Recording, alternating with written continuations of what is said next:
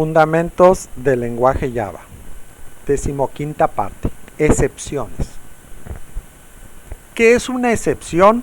Bueno, en lenguaje Java una excepción es una condición no deseada y no esperada en nuestro programa.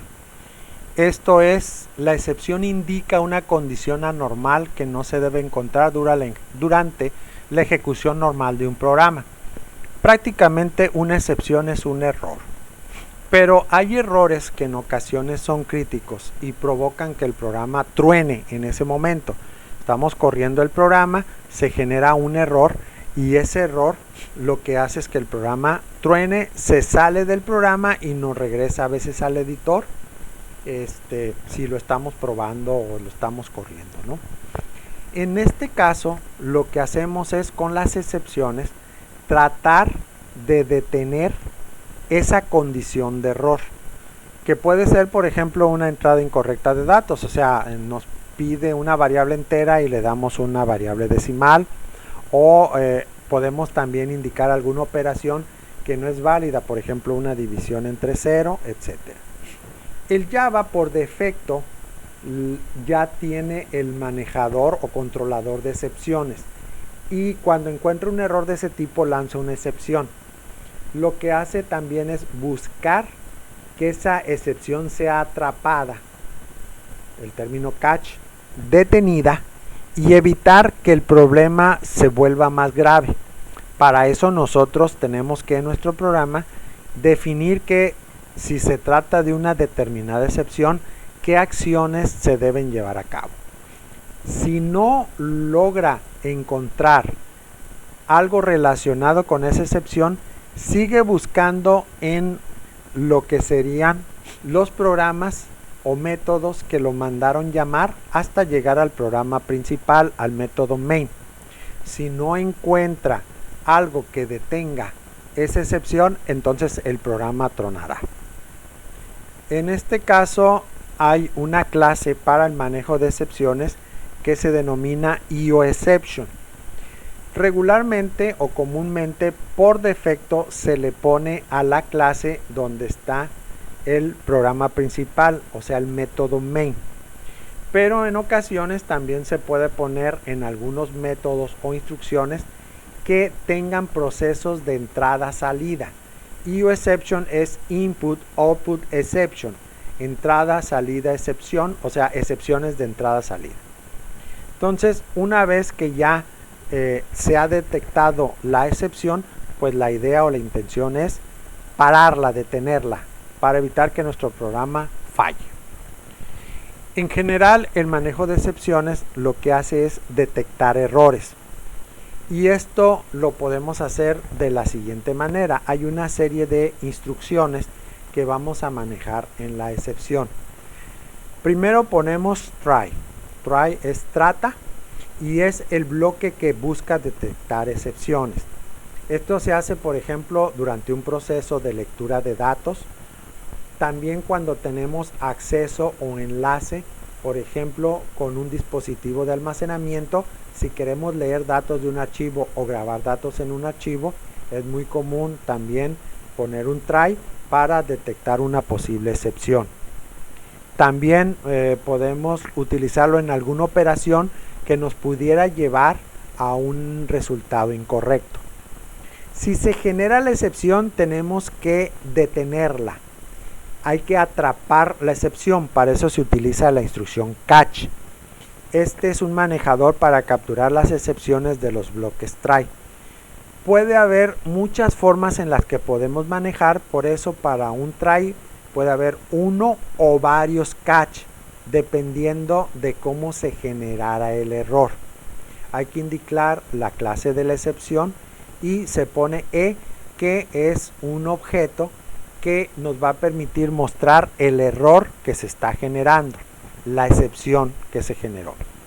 Luego está throws, que es una expresión para lanzar excepciones. Throws, que indica las excepciones que puede lanzar un método. Y el bloque finally, que se sitúa después de un catch. El finally siempre se va a ejecutar, ¿sí? Al margen de que existan excepciones. Entonces, ¿cómo funciona esto? Pues primero el programador intenta una operación para anticipar errores. Cuando una rutina encuentra un error, se lanza una excepción y se anticipa la condición de error y se atrapa con el catch la excepción que se ha lanzado para su limpieza y o recuperación. Un bloque finally que si es especificado siempre se va a ejecutar al final de un bloque try. Entonces el finally siempre se va a ejecutar, no siempre es necesario ponerlo.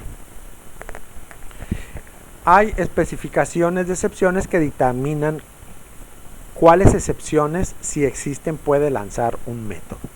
¿Sí? Entonces básicamente se conoce también como try catch porque son básicamente las instrucciones que hay que poner. ¿Sí? Por ejemplo, aquí tenemos un programa que tiene unos métodos para leer datos. Tenemos import java io asterisco, la clase es leer dato y luego declara lo que sería el método dato, que lo que hace es va a leer, en este caso, una cadena. Ahí está, leer cad. Para eso manda llamar o utiliza a las clases BufferReader, InputStreamReader y también System para trabajar con el flujo de entrada.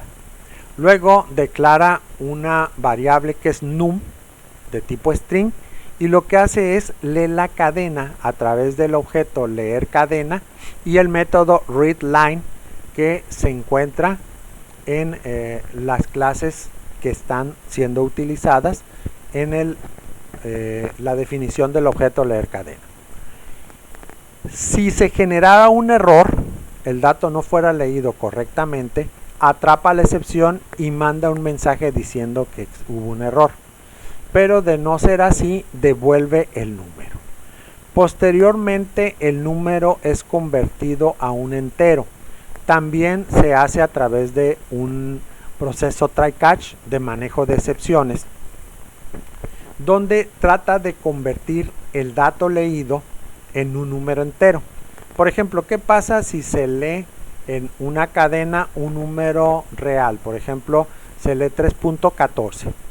La cadena va a ser leída, no hay problema, no hubo ningún error, por lo tanto el try catch del método dato no va a generar ningún error, me va a regresar el número.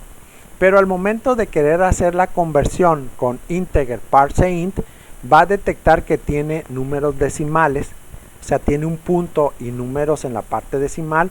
Entonces, ¿qué es lo que va a hacer? Se va a generar una condición de error que va a ser atrapada por el catch, que es una excepción de formato numérico, y entonces en vez de devolverme el número que leyó o su parte entera, me devolvería 0. Esta sería la forma. Como pueden ver, es un poco complicada, pero es cuestión de irse acostumbrando. En ocasiones se puede utilizar Scanner para leer números, y si queremos leer cadenas, pues entonces utilizar BufferReader con InputStreamReader. Aquí tenemos también lo que sería la lectura con Scanner y vean que es más fácil. Por ejemplo, estoy leyendo un entero y directamente nada más creo el objeto lee y leo, y con xint lo convierto a entero. También están en bloques try catch para buscar si existe algún error al momento de leer, pero el proceso de lectura es más fácil porque solamente definimos a través de la clase scanner el objeto lee, pero también utilizamos system. Y aquí está, por ejemplo, para leer un número de tipo double, pues también vean que el esquema básico es el mismo y utiliza un try catch. Aquí también cabe aclarar que si ustedes utilizan así tal cual estos métodos, crean una clase para leer datos y utilizan el método dato, el método numInt o los métodos tipo int y tipo doble para leer este tipo de datos, les va a funcionar perfectamente bien, ¿no? Es una forma un poco complicada que hay que entender primero cómo se crean los objetos y cómo funcionan los flujos. Una vez que se acostumbra uno a utilizarlos, pues es un poquito más sencillo. Algunos aspectos que hay que considerar es el estilo de programación. Cada persona hace sus programas de manera diferente, y dentro de las recomendaciones para un buen estilo de programación están, por ejemplo, el uso de sangrías, márgenes extras que nos permitan separar los diferentes bloques de código. Vean aquí que el método empieza en una parte y luego lo que es la definición de los objetos o el trash utilizan sangrías extras. Aquí cabe aclarar que la llave puede ir inmediatamente después del nombre del método. También los comentarios. Es conveniente ponerle comentarios para indicar qué es lo que hace en particular un determinado método. Hay que no ponerle comentarios innecesarios. Se le puede poner el nombre del programador, la fecha de la versión y alguna breve descripción.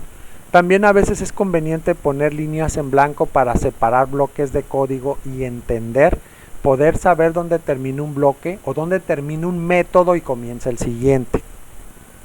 Y otros consejos prácticos, pues elegir nombres de identificadores significativos, evitar puntos y comas innecesarios, una línea de programa no debe tener más de 80 caracteres, etcétera. Tener mucho cuidado con los operadores, en fin.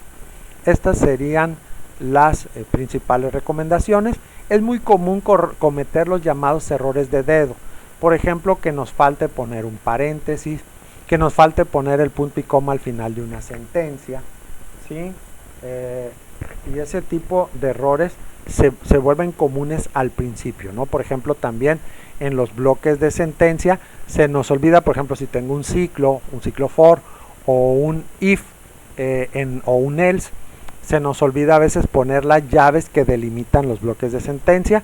En algunas ocasiones esos son errores críticos que el compilador nos va a marcar, ¿sí? También pues es conveniente, como ya les decía, separar con sangrías y separar con líneas en blanco los diferentes bloques de código como métodos, ¿sí? Y si es posible también dejar algunos espacios entre las operaciones para que no esté todo amontonado y sea más fácil de leer un programa. Entonces, esas son algunas de las recomendaciones que se tiene para la creación de programas en Java.